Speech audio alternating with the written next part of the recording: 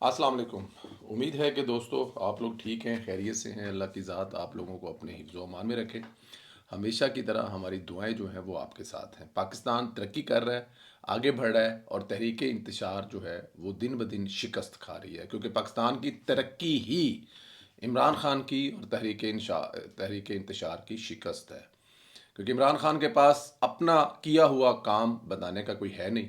वो सिर्फ दूसरों की नाकामियां ही अपनी कामयाबियां बनाकर यूथियों को बेवकूफ़ बनाता है। तहरीक इंसाफ की पाकिस्तान से तरक्की से दुश्मनी है। पाकिस्तान से दुश्मनी तो उसकी है ही है, लेकिन पाकिस्तान की तरक्की से भी उसकी दुश्मनी है। इसलिए जब पाकिस्तान तरक्की करता है बहुत तकलीफ होती है। स्टॉक एक्सचेंज ज़बरदस्त तेज़ी आई है, हज़ारों पॉइंट का इजाफा हुआ है। इंडेक्स पहली बार 72,000 की सतह अबूर कर गया है और ये हुकूमत के पहले ही माह में हुआ है।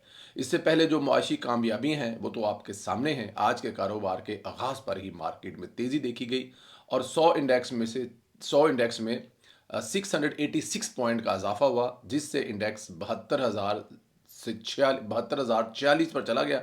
जबकि कारोबार के दौरान इंडेक्स 935 पॉइंट के इजाफे से 7,294 पर पहुंचा और ये पाकिस्तान की तारीख में बुलंद तरीन है। ये इसलिए है कि आपके मुल्क में इन्वेस्टर आ रहा है, आपके मुल्क में फ़िज़ा बन रही है कि इमरान खान साहब 14 साल अपनी सज़ा पूरी करेंगे। पाकिस्तान तहरीक इंसाफ को इंतशारी सियासत नहीं करने दी जाएगी और जो हुकूमत आई है वो अपनी बेशक इत्तेहादी हुकूमत है। 2013 की तरह नवाज शरीफ साहब की अपनी एक एक पार्टी की ये हुकूमत नहीं है, लेकिन इसके बावजूद ये तासर देने में शहबाज साहब कामयाब हो गए हैं कि उनकी जो हुकूमत इत्तेहादी है वो समझें कि उन्हीं की पार्टी की है। उनके जो वज़ीर हैं वो आपको टीवियों पर कम और ग्राउंड में ज़्यादा नज़र आ रहे हैं। उनके जो वज़ीर हैं वो आपको कंप्लेन करते हुए कम नज़र आ रहे हैं कि हमें इमरान खान की 3.5 साल जो इकॉनमी थी उसको तबाह की हुई मुल्क है उसको ठीक करने में बड़ा टाइम लगेगा। ऐसा कुछ नहीं, बल्कि वो हमतन गोश सुबह से लेकर शाम तक और शाम से लेकर सुबह तक वो काम कर रहे हैं। किसी भी वज़ीर को उठाकर देख लें, वो आपको कंप्लेन करता नज़र नहीं आएगा बल्कि काम करता नज़र आएगा। और यही वजह है कि पाकिस्तान स्टॉक मार्केट में जो बुलंदी है, जो इजाफा है, वो अब याद होगा ना वो स्टॉक मार्केट वाले जब मियाँ साहब के ख़िलाफ़ फैसला आया था सुप्रीम कोर्ट में, उस वक़्त के साकब निसार ने दिया था, तो स्टॉक मार्केट याद है ना उस वक़्त कहाँ टॉप पर होती थी। और फिर उसके बाद जो अल्लाह की बस मैं अब क्या करूँ, जो उस वक़्त एक मेरे मुंह में लफ्ज़ जो है वो निकलना चाहता है बट मैं रोकना चाहता हूँ। आगे चलते हैं। इधर इमरान खान की काबीना के अपने अरकान न्याज़ी को झूठा साबित करने की कोशिश कर रहे हैं। इमरान खान की हिटलर से फैसलों का इंकशाफ कर रहे हैं। नदीम अफजल चंद इमरान खान की काबीना का हिस्सा थे। उन्होंने इंकशाफ किया है कि मैंने खुद इमरान खान को जनरल बाजवा से कहते हुए सुना कि अपोजिशन को फांसी दे दे। मतलब ये नदीम अफजल चंद हैं जो इमरान खान की काबीना में शामिल थे और ज़ाहिर है जब काबीना में शामिल थे तो फिर वो बाजवा साहब से तो रीसेंटली मिलते थे। इमरान खान साहब तो हदायत ही सारी वो लेते थे, मुल्क तो वो चलाने की मिलजुल कर जो भी कोशिश थी, लेकिन उसमें अब यहाँ पे चंद साहब कह रहे हैं कि उन्होंने अपने कानों से ये बात सुनी कि इमरान खान साहब कहते हैं कि ये अपोजिशन ना सारी की सारी को फांसी दे दें और ये जो MNAs और MPs है जो इत्तेहादी हैं इनको राज़ी रखें क्योंकि अवाम बहुत गुस्से में है। ये बाजवा साहब से वो फरमाइश कर रहे हैं। मतलब खुद क्या कर रहे हैं, बस मैं क्या कहूँ, मेज़ पर लकीरें खुद और फ्लोर नंबर 4 जिंदाबाद। बाजवा साहब को वो कह रहे हैं कि सारी अपोजिशन को फांसी दे दें और MNA MPs को राज़ी रखें क्योंकि अवाम काफ़ी ज़्यादा गुस्से में है। यानी इमरान खान को पता था कि हम परफॉर्म नहीं कर पा रहे, इसलिए MNAs को पैसे देकर इनके मुंह बंद रखें, MPs को तिहाने लगाई रखें, कहीं ये बगावत न कर जाएं। और अपोजिशन को मसूफ फांसियां लगाना चाहते थे। राना सनाउल्लाह भी यही कहते थे कि अगर इस वक्त तक इमरान खान इक़्तिदार में होता तो हम सब अब तक कब्रों में जा चुके होते। और ये बात किसी हद तक ठीक है। आप अंदाज़ा कर लें कि राना सनाउल्लाह जो कह रहे हैं वो इसलिए भी सच है कि जब इमरान खान की हुकूमत थी और उसकी हुकूमत के दरमियान में आप देखें कि कौन सी अपोजिशन का लीडर, चाहे वो पाकिस्तान पीपल्स पार्टी हो या चाहे वो पाकिस्तान मुस्लिम लीग नून हो, उनके तमाम कायदीन जेलों में थे। और ऐसे ऐसे कायदीन जेलों में थे जिनका मतलब मैं अब क्या नाम लूँ, मतलब और केस भी क्या थे कि जी अब नारोवाल में क्या केस था चौधरी एहसन इकबाल पर कि वहाँ पर उन्होंने स्पोर्ट्स कम्प्लेक्स बनाया है और जुर्म ये था कि वो बॉर्डर के नज़दीक बनाया है कि हिंदुस्तान किसी भी वक्त वो तबाह कर सकता है, बम मार के सारे पैसे ज़ाया कर सकता है। लेकिन क्या नारोवाल के लोगों का ये हक नहीं है कि वहाँ पर बेहतरीन तालीम एजुकेशन के लिए अदारे हों, वहाँ पे स्पोर्ट्स के लिए बेहतरीन मैदान हों? और ये जुर्म था। इस जुर्म पर एहसन इकबाल साहब को पुलिस की गाड़ी में बिठाकर जो वीडियो लीक की गई थी। बट एनी हाउ, इबरत का निशान बनने वाला इमरान खान कल कैसे फ़िरौन बना हुआ था, आज इस फ़िरौन सिर्फ इंसान को दोबारा हुक्मरान बनने दिया तो ये क्या करेंगे, आप इसके माजी से अंदाज़ा कर लें। नदीम अफजल चंद ने यह भी बताया कि मेरी मौजूदगी में नवाज शरीफ साहब की मेडिकल रिपोर्ट खुद इमरान खान ने काबीना को पढ़कर सुनाई। स्वाय 4-5 लोगों के सब ने इतफाक किया इनको इलाज के लिए बैरून मुल्क जाने दिया जाए। जिन्होंने मुखालफत की वो आज मकाफात अमल का शिकार है। यानी चंद साहब इस चीज़ की भी तस्दीक कर रहे हैं कि नवाज शरीफ बीमार थे, वाकई ही बीमार थे, जेल में इनके साथ जुल्म किया गया था। जिन लोगों ने उन्हें इलाज के लिए बाहर भेजने की मुखालफत की, आज वो खुद मकाफात अमल हैं।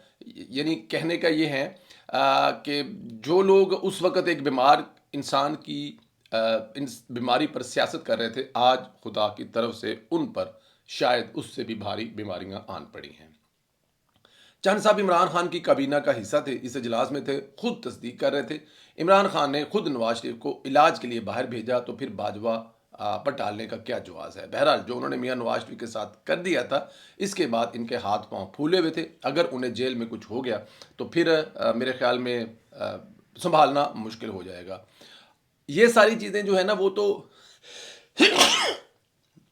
एक्सक्यूज मी, अच्छा जी, ये सारी चीज़ें तो उस वक्त की हैं, इसमें तो कोई रिकॉर्ड है। मियाँ साहब के प्लेटलेट्स गिरना, मरीम नवाज़ की परेशानी, मरीम नवाज़ एक अलहदा जेल में बंद, नवाज शरीफ साहब जो हैं वो हॉस्पिटल में उनको ला के बिठाना, मतलब वो पूरी एक कहानी है, पूरी एक स्टोरी है। मैं अगर आप लोगों को सुनाऊंगा तो लंबा टाइम भी लग जाएगा। और दूसरी ये बात है कि वो आप में से या मेरे में से किसने वो स्टोरी नहीं सुनी हुई, सब ने सुनी हुई है और हमने बार बार सुनी हुई है कि वो जो जुल्म था, वो जो ज़्यादती थी, वो जो नवाज शरीफ के साथ की गई थी, वो पाकिस्तान के साथ की गई थी, पाकिस्तान की तमाम अपोजिशन के साथ की गई थी और उन सियासतदानों के साथ की गई थी जो हमेशा जब भी मौका मिलता है पिछली तमाम शिकायत भुलाकर काम करना शुरू कर देते हैं। मौजूदा देख लें, 2013 में पाकिस्तान जिन हालात पर था, उसके बाद पाकिस्तान को कहाँ से कहाँ लेकर जाना, और फिर उसके बाद 2018 में वो सारे के सारे जो पाकिस्तान को ऊपर लेके जा रहे थे सब जेलों में थे। और फिर 2024 में मौका मिला तो फिर वो 2013 वाली पोजीशन पे वापस आ गए और वो ये नहीं देख रहे कि उनके साथ क्या जुल्म हुआ, क्या ज्यादती हुई, वो फिर काम करना शुरू कर दिया। तो ये मेरे ख्याल में चीज़ें हैं। तो इसलिए चंद साहब जो कह रहे हैं वो मेरे ख्याल में काफ़ी हद तक ठीक ही कह रहे हैं। 9 मई को फौजी अदालतों से सजा देने के लिए सुप्रीम कोर्ट में जो बेंच बना था वो आज फिर टूट गया, क्योंकि बेंच पर एतजाज़ हसन और एहसन जवाद ने इतराज़ किया कि ये 6 रुकनी है, 9 रुकनी बेंच बनाया जाए। जब आधा बेंच के सुन चुका तब ये इतराज़ किया गया। आप अंदाज़ा करें कि मिलिट्री हरासत में जो लोग मौजूद हैं, इनके साथ बुरा कौन कर रहा है, ये खुद फैसला नहीं होने दे रहे और इस चक्कर में जो मिलिट्री हरासत में हैं इनके फैसले नहीं हो पा रहे। समात के आगाज़ पर अटारनी जनरल मंसूर अमान ने बताया कि ईद पर 20 मुलजमान को रहा कर दिया गया था जो अपने घरों को जा चुके हैं। मुतफर्रक सियासत दरख्वास्त के ज़रिए रहाई पाने वाली की तफसील जमा कराएगी, जिस पर जस्टिस मियाँ मोहम्मद अली मजहर ने इस्तफ़ार किया कि रहा होने वाले मुलजमान के खिलाफ अब कोई केस नहीं है। एतजाज़ ने अपनी नशिस्तों पर खड़े होकर जवाब दिया कि इन मुलजमान को सजा याफ्ता करके घर भेजा गया है। एक बच्चे को ट्रायल के बगैर सज़ा याफ्ता किया गया, अब वो छुपता फिर रहा है। ये जो कुछ हुआ है बड़ा बेतरतीब सा हुआ है। अटारनी जनरल की जो परफेक्शंस होती है वो इस केस में नज़र नहीं आती। जस्टिस अमीनुद्दीन ने दरियाफ्त किया, आप जिसकी बात कर रहे हैं वो अटारनी जनरल की जमा कराएगी फहरिस्त है। एतजाज़ ने कहा कि इस फहरिस्त में शामिल है। बाद अज़ा अदालत ने अटारनी जनरल के बयान को रिकॉर्ड का हिस्सा बना दिया। दरख्वास्त गुजार जस्टिस जवाद एस ख्वाजा के वकील ख्वाजा अहमद हुसैन ने बेंच पर इतराज़ उठाया कि 9 रुकनी बेंच की तश्कील के लिए मामला दोबारा जजेस कमेटी को भिजवाया जाए। इस मौके पर इत्तेज़ाज़ हसन और दीगर वकला ने अदालत से फैसले पर रिकॉर्ड लाने की इस्तदा की। वकला ने मौक़िफ़ अपनाया कि 20 मुलजमान की हद तक जो फैसले सुनाए गए हैं वो रिकॉर्ड पर लाए जाए। बहरहाल अब जजेस कमेटी नया बेंच तश्कील देगी। 9 मई वाले बचने नहीं है, जो मर्जी हो जाए। असल जो 9 मई के मुजरिम है ना, ये जो छोड़ दिए गए हैं या मतलब कुछ छोटे मोटे हैं जो वो वहाँ पर मौजूद थे या बच्चे थे या वो मतलब वरगला कर या कुछ भी कह लें, लेकिन जो असल मुजरम है ना वो नहीं छूटने चाहिए और वो नहीं छूटेंगे। और छूटने इसलिए नहीं चाहिए कि असल कसूर ही उन्हीं का है, करवाने वाले ही वो हैं। जब तक वो नहीं पकड़े जाएंगे, जब तक उनको सज़ा नहीं मिलेगी, आप कुछ भी कर लें। ये हो ही नहीं सकता कि इंसाफ हुए बगैर आगे चले, क्योंकि 9 मई का फैसला जो है ना, उसके बगैर मुल्क आगे नहीं जा सकता। और अगर आगे मुल्क चला भी गया ना, तो कोई भी कभी भी किसी वक्त भी 9 मई करवा कर बैठ जाएगा और मुल्क फिर वहीं का वहीं रह जाएगा। आप लोगों से दरख्वास्त है कि चैनल को ज़रूर सब्सक्राइब करें, बेल आइकन को प्रेस करें। इमरान खान और बाजवा की लड़ाई, इमरान खान और बाजवा के बयानात, इमरान खान कुछ कह रहा है और जनरल बाजवा कुछ कह रहा है। आपके ख्याल में दोनों में से सच कौन बोल रहा है? दोनों झूठे हैं, कोई एक सच बोल रहा है?